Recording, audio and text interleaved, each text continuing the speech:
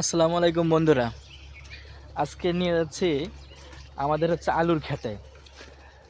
বাংলাদেশের মানুষ তো অনেক জাতের আলু চাষাবাদ করে, অলেন্ডার করে, সূর্যমুখী করে, ব্রাহ্মা করে, বার্মা করে, অনেক জাতের আলু করে। তা আমরা কি করছি, দেশি আলু চাষ করছি।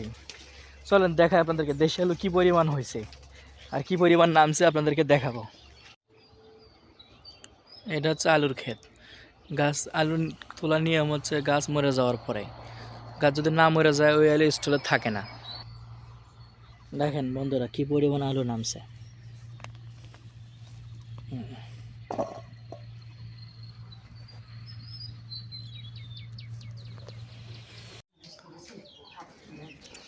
এটা হচ্ছে দেশি জাতের আলু।